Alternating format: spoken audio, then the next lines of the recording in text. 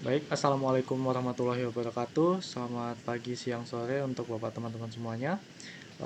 Di sini kami dari kelompok Triple H akan mempresentasikan tugas besar mata kuliah intelijensi buatan kami, yaitu mengenai eksplorasi model artificial neural networking sebagai tugas besar mata kuliah intelijensi buatan. Di sini kami menggunakan dataset Iris Flower yang dimana di sini untuk judul tugas besar kami yaitu adalah klasifikasi spesies bunga iris menggunakan arsitektur multi-layer perceptron. Di sini ada status kami yaitu laporan ini disusun oleh saya sendiri M. Randiul Haq, lalu ada Satria Lemana Putra dan juga ada Arik Ramadina Froni. Oke, tanpa berlama-lama kita langsung masuk aja ke bab satunya. Oke, untuk bagian pertama yaitu adalah pendahuluan. Di bagian pendahuluan ini, tugas kami menggunakan dataset Iris Flower, yang dimana dataset ini dipilih untuk kasus klasifikasi multiklas yang ada tiga spesies bunga, yaitu Iris setosa, Iris versicolor, dan yang satunya lagi adalah Iris virginisia. Total data yang digunakan yaitu 150 sampel. Setiap sampelnya itu punya 4 fitur input untuk model kami, yaitu untuk panjang sepal atau panjang kelopak bunganya, lalu ada lebar kelopak bunganya atau sepal wide, lalu ada petal length untuk panjang mahkotanya, lalu ada petal wide untuk lebar mahkotanya. Oke, yang selanjutnya yaitu landasan teori dan metode. Masuk ke landasan teori. Metode yang kami gunakan adalah artificial neural network atau ANN dengan arsitektur multi-layer perception. Bisa dilihat pada layer, model kami terdiri dari tiga bagian utama, yaitu menerima 4 fitur dari dataset iris. Uh, hidden layer yang pertama, hidden layers. Kami menggunakan dua hidden layers.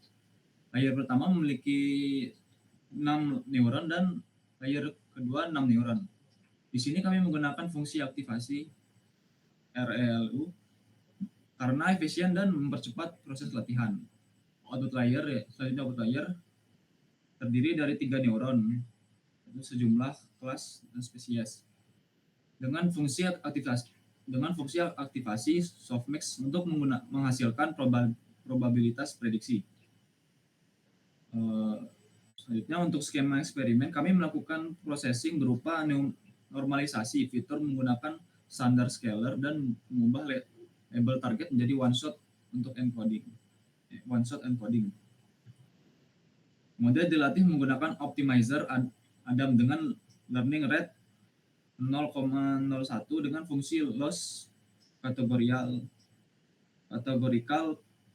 cross entropy. Pelatihan dilakukan sebanyak 30 epoch dengan batch size 20. Selanjutnya hasil eksperimen akan didemokan oleh Arif. Baik, terima kasih Satria. Berikut adalah hasil eksperimen kami. Berdasarkan grafik pelatihan selama 30 epoch, terlihat garis akurasi training yang warna biru dan validasi yang warna oranye bergerak naik beriringan. Ini menunjukkan model belajar dengan baik tanpa mengalami overfitting yang signifikan. Pada confusion matrix, dari 30 data uji, model berhasil memprediksi 10 setosa dengan benar, 11 virginica dengan benar. Namun pada versi color, terdapat 8 benar dan satu kesalahan prediksi, terbaca sebagai virginica. Meskipun ada satu kesalahan, nilai F1 score rata-rata tetap sangat tinggi. Kami juga melakukan uji coba manual. Contohnya, ketika kami memasukkan input sepal length 6,3, sepal width 2,3, petal length 4,4, petal width 1,3. Model berhasil memprediksi output sebagai versi color dengan tingkat keyakinan 85,48%.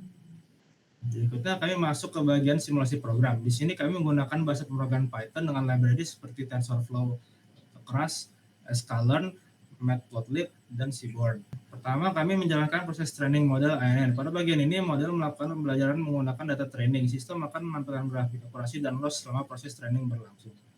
Ini coba kita run.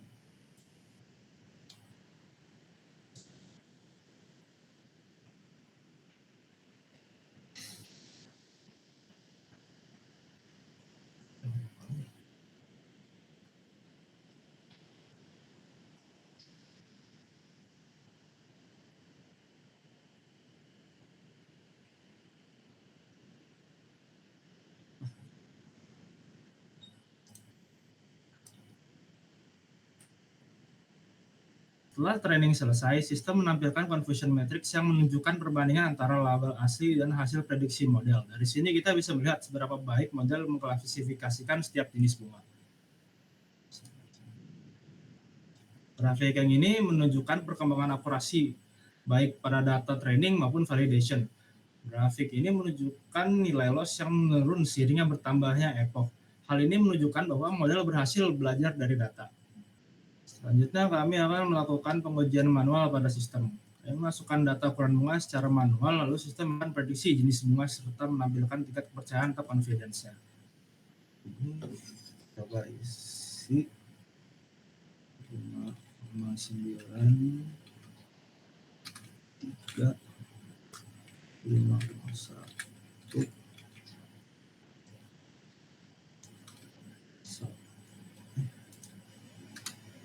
1,8. Nah, di sini kita bisa melihat bahwa dari eksperimen yang kami lakukan dapat disimpulkan bahwa model ANN mampu mengklasifikasikan bunga iris dengan cukup baik. Model ini dapat digunakan sebagai dasar untuk pengembangan sistem klasifikasi berbasis kecerdasan buatan. Selanjutnya akan dilanjutkan oleh Zahra. Baik, terima kasih untuk Arik.